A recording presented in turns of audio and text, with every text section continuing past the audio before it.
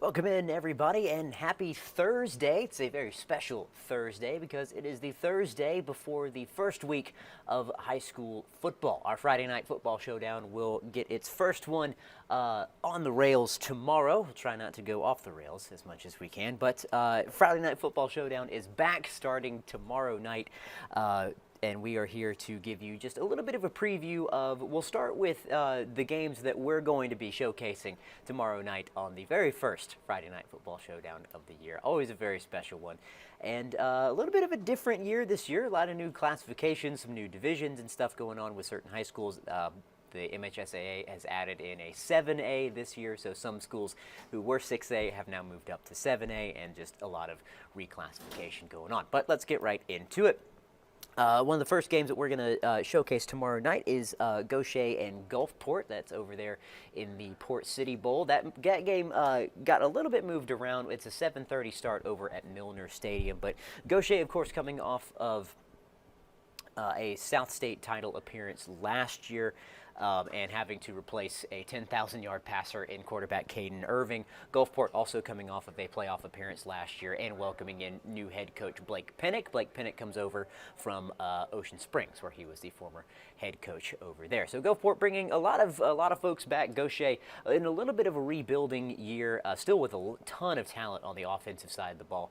Gulfport with a lot of talent on both sides of the ball as well. Up next after that, we will have East Central taking on George County. Those two schools not very far apart from each other. Still a good rivalry game early on in that one. East Central coming off of another playoff run last year and this year coming into second-year head coach Sam Huff there for the East Central Hornets.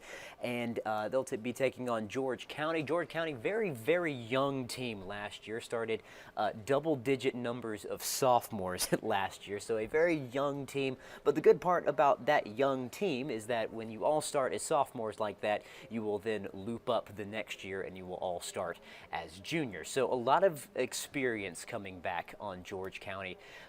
It's a youthful team, but still a very experienced team in the way that you had a lot of sophomores start last year. You will now have a lot of juniors starting this year. They will, of course, be without four-star quarterback Deuce Knight. He has gone up to Tennessee. So George County without that, but still a ton of talent on the Rebel and Hornets teams as well. Up next after that, we will take a look at Bay High and Resurrection. Resurrection, the sole 1A school that we have with us down here on the coast. But as for Bay High, you see quarterback Xander Ladner there, three-year starter at quarterback, still only a junior though. But in talking with head coach Jeremy Turcotte, he said that basically their entire offense is back. All the skill players and everything, they are all back.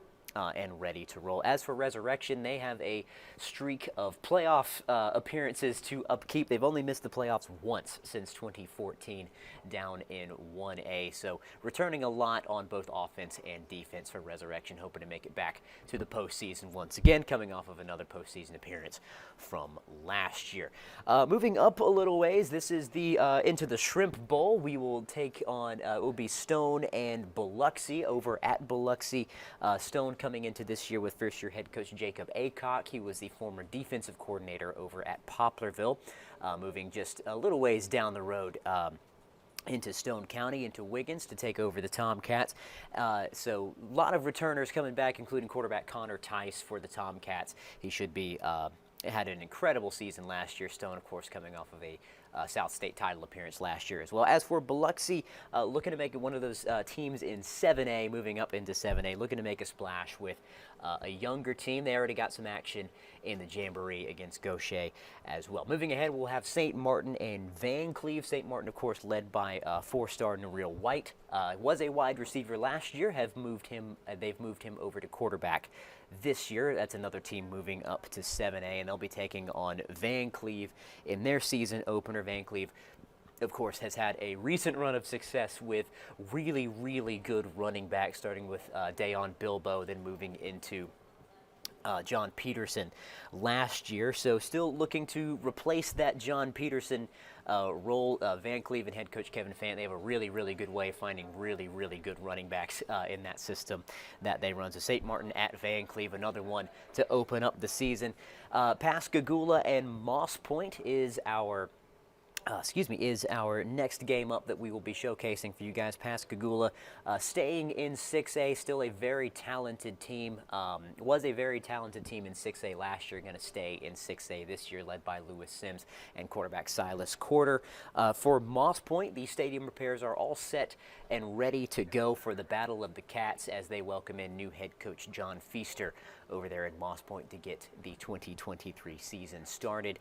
And the final game that we will showcase in our very first Friday Night Football Showdown is Long Beach at Pass in the Oyster Bowl. Long Beach welcomes in Jacob Massey, head coach Jacob Massey, into his second year with the program, as they look to really turn over a new leaf. Haven't had a lot of success in recent seasons, but looking to make a change there for that. And for Pass, they're also welcoming in a new head coach in Jeff Stockstill. He comes down from Scott Central, where he was a back-to-back state champion with the Scott Central Rebels, and they're also coming off of a playoff appearance last year. So those are just the games that we're going to showcase on the Friday Night Football Showdown tomorrow, really, because it's already here. We do have a couple of away games as well that we're going to try and get from some of our sister stations, namely Picayune at Brandon. That game up at Brandon with an 8 p.m. start.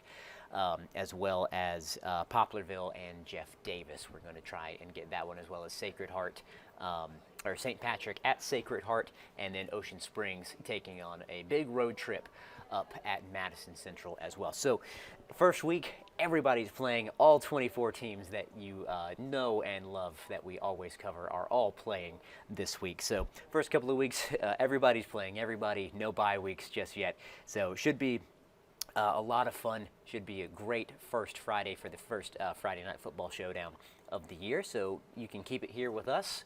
We will be there, and we will see you at 10:15 tomorrow night. We'll see you there.